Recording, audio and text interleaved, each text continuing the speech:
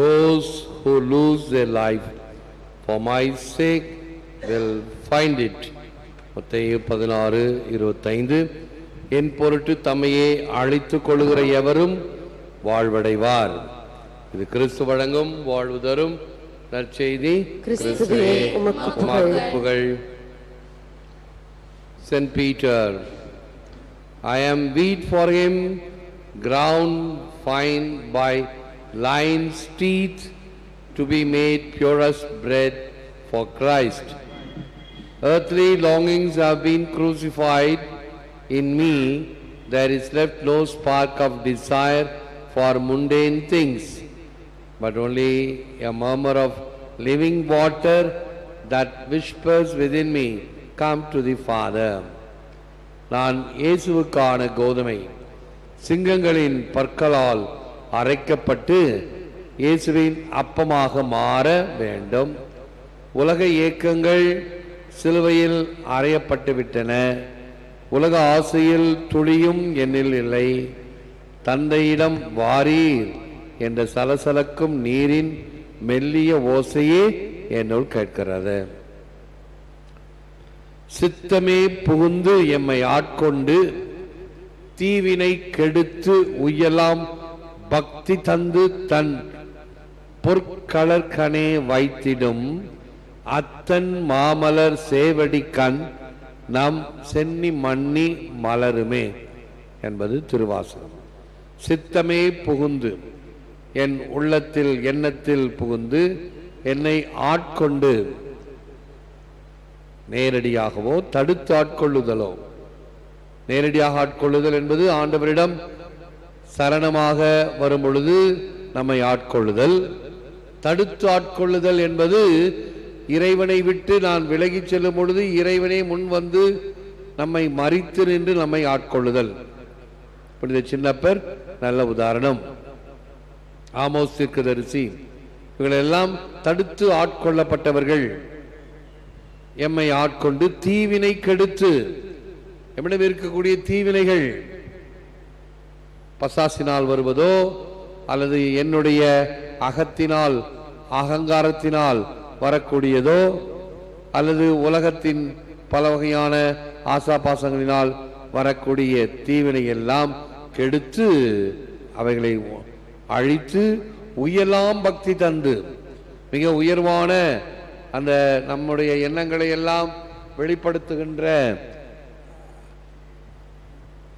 அந்த எப்படி ஒரு நல்ல பாடலை இசையை கேட்கும் பொழுது நம்முடைய மனம் மேலே எழும்புகிறதோ அப்படி பக்தி தந்து தன் பொற்களற்கண்ணே வைத்திடும் நம்முடைய தலையை இறைவனுடைய சித்தத்தில் அவருடைய காலடிகளில் வைத்தல். நம் சென்னி மன்னி மலருமே, நம்முடைய தலையை இறைவனுடைய பாதத்தில் வைத்து வணங்குதல். மனசல் சமயத்தில் செய்கிறோம். போய் சிறுவத்துக்கு முன்னாடி அப்படியே தலை வணங்கி நம்முடைய தலையை வைத்து செய்கிறோம் அல்லவா. சென்னி என்றால் தலை. பழைய சூசைபர் பாட்டில் இப்படி வரும். எங்கள் காவலம் சென்னி மகுட மொழி புனைந்த மன்னர் கோத்திர மாதவா என்று அந்த தலை என்பதற்கு சென்னி, நம்முடைய தலையை ஆண்டவருடைய பாதத்தில் வைத்து வணங்குவது. Doubt looks back, worry looks around, faith looks up and on. சந்தேகம் பின்னால் பார்க்கும், கவலை சுற்றி சுற்றி வரும், நம்பிக்கை மேல் நோக்கி பார்க்கும். When one loves, one does not suffer, but if one does suffer, the very suffering is love. ஒருவன் அன்பு செய்யும் போது அவன் துன்பப்படுவதில்லை, அப்படியே துன்புற்றாலும் அந்த துன்பமே நேசிக்கப்படுகிறது. தியாகத்தினால் தீர்வு வரும், இது தேவன் சித்தம்.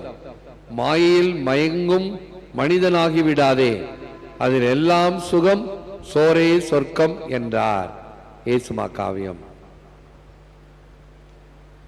ஆக இந்த உலகத்தில் இருக்கக்கூடிய பல வகையான பசப்பு மொழிகள், நம்மை மயக்கும் வலைகள், இவைகளில் வீழ்ந்து விடாதே.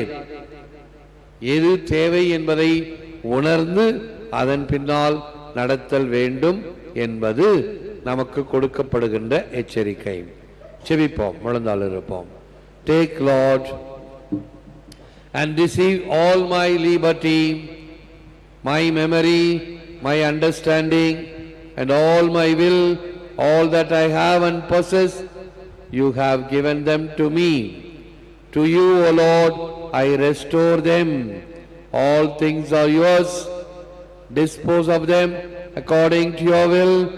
Give me your love and your grace, for this is enough for me. என் தேவனே, எனது சிந்தனை, சொல், செயல், அறிவுத்திறன், விருப்பு வெறுப்புகள் என்னுடையன யாவற்றையும் எடுத்து ஏற்றருளும். யாவும் உன் கருணையின் கொடைகள், அனைத்தையும் உமக்கே சமர்ப்பணமாக்குகிறேன்.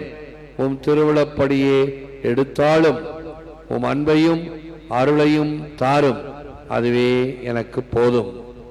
எல்லாம் வல்லவரே, நல்லவரே, உம்மை போற்றுகிறோம், புகழ்கிறோம், நன்றி கூறுகின்றோம், ஆராதிக்கின்றோம். தேவரிதாமே இந்த நற்கருணையிலே எமக்காக விற்றிருக்கின்றீர். உமக்கே நன்றி, துதி, தோத்திரம், புகழ், மகிமை உண்டாவதாக. நீரே எம் ஆண்டவர், நீரே எம் தேவன். எம்மை கரம் பிடித்து வழிநடத்தி செல்லிலும், கண்ணின் கருமணி போல எம்மை பாதுகாத்திரலும். இந்த வல்லமையான ஆராதனையில் பங்கு பெறுகின்ற ஒவ்வொருவரையும் நீர் ஆசீர்வதித்தலும். எம் சித்தத்தில், எண்ணத்தில், உள்ளத்தில் நீர் புகுந்து எம்மை ஆட்கொண்டு எம்மை வழிநடத்துகிறீர் என்பதற்காக நன்றி கூறுகின்றோம். நாங்கள் அனைவரும் ஒரு மக்கள். ஆகவே எங்களுடைய சொல், செயல், சிந்தனை அனைத்திலும் உம்மை சான்று பகரக்கூடிய வகையில் எங்கள் வாழ்வு அமைய செய்திடலாம். யாருக்கெல்லாம் உமது உதவி தேவையோ, அருளாசி தேவையோ, அவர்களுக்காக ஜெபிக்கின்றோம். எம்மிடம் ஜெபிக்க கேட்டவர்கள், திருப்பலி கருத்துக்கள், தொடர் உபயங்கள், இவைகளின் வழியாக ஜெபித்துக் கொண்டிருக்கிற எண்ணில்லாத மக்களை நீர் ஆசீர்வதியும். உள்நாடு, வெளிநாடு, அருகில், வெகு தொலைவில் என்று ஜெபித்துக் கொண்டிருப்பவர்களை ஆசீர்வதியும். ஏற்று வரமருளும் இறைவா, காக்கும் கரங்களினால். ஆமென்.